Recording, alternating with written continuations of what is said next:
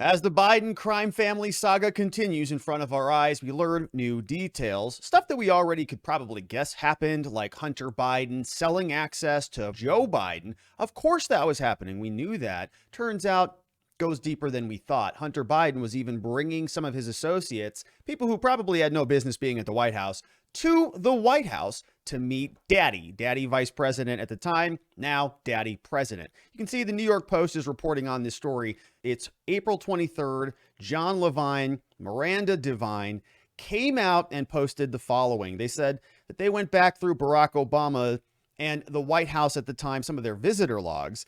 They do a little cross-referencing and indexing, and they're able to match all the rows and the columns together, and they show us this, that between 2009 and 2015, there was a sit-down that took place with then Vice President Joe Biden in the West Wing. At least 19 visits, apparently. Closest business partner to Hunter Biden, just palling around over there at the White House. The guy's name who came and was hanging out at the White House, Eric Sherwin. And this is somebody that we've talked about a lot on this channel, somebody who was over at Rosemont Seneca Partners, RSP. And remember, they had all sorts of different concoctions of that name, like RSP1, RSP2, Rosemont Partners, Rosemont, whatever. All sorts of different shell companies existing so that they could move money around and do deals or whatever it is that they were doing. The logs reveal that Sherwin, we got a picture of this guy right here. You can see him. He is the former Hunter Biden Rosemont Seneca partner, former president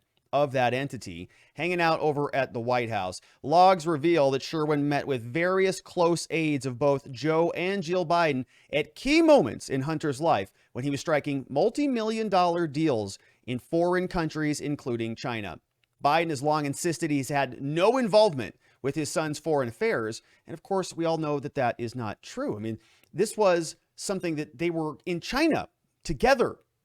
Joe Biden was there on official business. Hunter Biden was there as son. Just a son having a nice worldly trip with old Papa. And what happened? Well, he goes there, does some business, goes sightseeing, walks along the Great Wall, takes some photographs with Mao, and then comes back, and what do you know? New business deals just fall into his lap. The licensing, the permits, the permission that he needed from the Chinese government suddenly came in. No problem. Why don't you come on in here and do business with us, Hunter? Do you have any experience in any of this stuff? No, that's okay. We don't care. You have access to the vice president of your country, don't you? I certainly do. That's all we wanted anyways. Not everyone, this article says, gets to meet the vice president of the United States.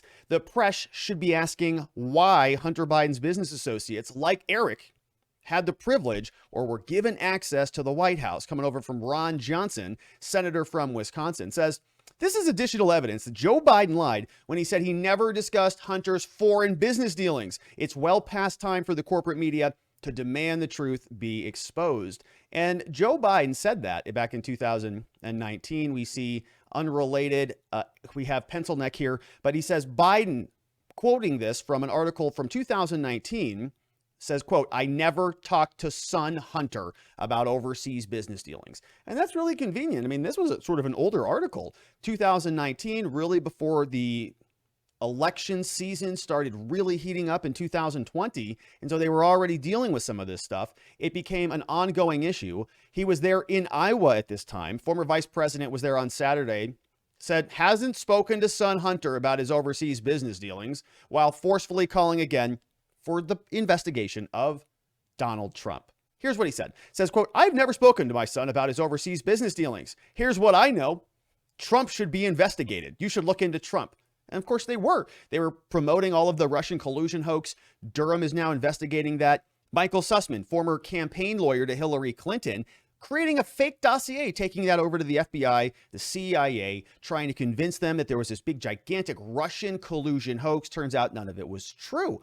If the media and many of these intelligence agencies, so-called, had been focusing a little bit more diligently, let's say, on actual problems like this one, maybe there could have been some developments. But Joe Biden pawned all this off. Just go look at Trump, and the media lapped it up. Now we see more and more evidence is coming out that this is problematic. Of all Hunter Biden's business associates, Sherwin had the most intimate access to Vice President and vice president's personal finances. Why is that? His deep involvement in both the professional and personal lives was first revealed in emails from the Hunter Biden laptop.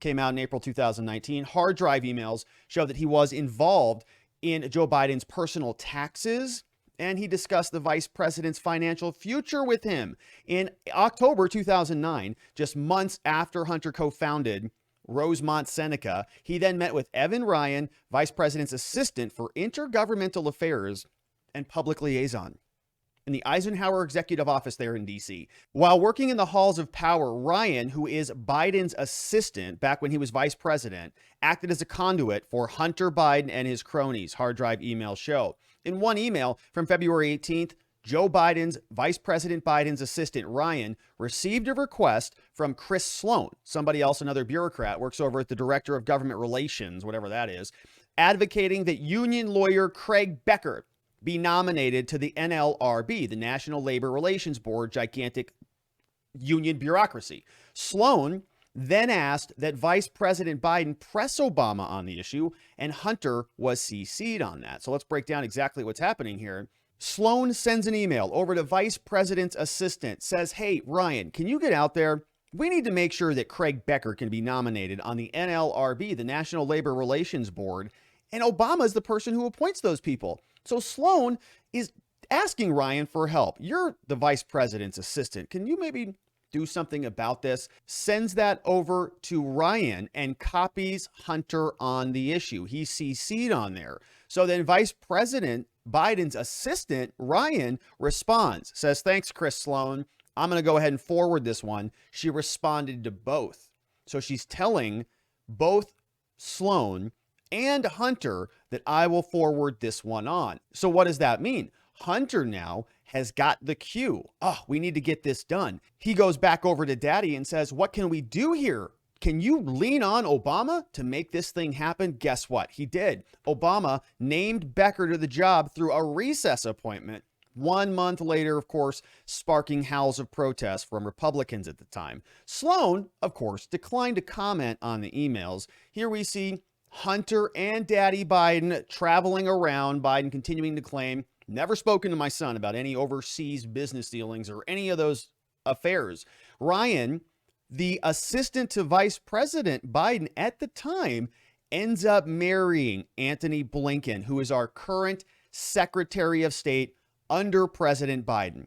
Then Vice President, now President.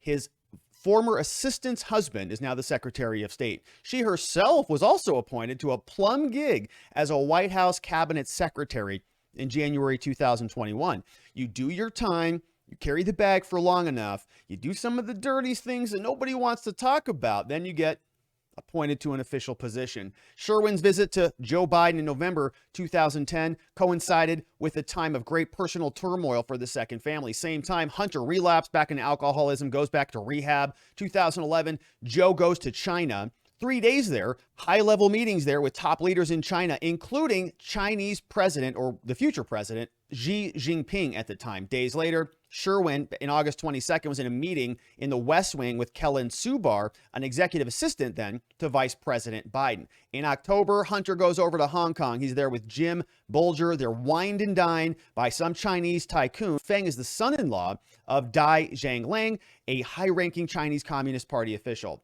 Hunter then, in 2013, in June, enters into an agreement with Jonathan Lee to create BHR Partners, another one of their companies. Sherwin now met with Joe Biden's aides in March and May of the same year. Margaret Campbell, former special assistant to Jill Biden, said, he did financial stuff for the family, but, that's all I know. It would make sense, though, if he stopped at the White House, saying, it's all just regular, ordinary business. There's nothing nefarious going on here. It's just Hunter and Joe traveling all around and, doing politic things that none of us understand. Republicans, of course, having fun with this. Senator Ted Cruz from Texas says it's increasingly obvious that Hunter Biden's business revolved around providing access to his father, reeks of pay to play, which is very obvious because he doesn't have much experience in oil and gas or Chinese economics, as far as I know. Here, Hunter Biden is already facing federal investigations. Many people wondering who the big guy is. We talked about Tony Bobulinski some time ago, said, oh, the big guy is Joe Biden. He's the guy on top, right? He's sort of the big person who's in charge of most things. Everybody else underneath him running around acting as his minions. And so you can see more and more information continuing to leak out about this. It seems like some people in the media who typically identify as lefties are even excited about it, jumping now saying, there is some serious activity that might be problematic here, and maybe we should do something about it or look into it. Very convenient. Now that Joe Biden's poll numbers are in the toilet, they're ready to send him out to pasture. So we'll continue to follow Hunter Biden in the saga. We know that he's under investigation, waiting to see if there is an indictment or not, or the appointment of any special counsel, or any updates. We'll continue to follow. I hope you join us on that journey. I would love it if you subscribe before you got out of here, because I look forward to seeing you on the next one.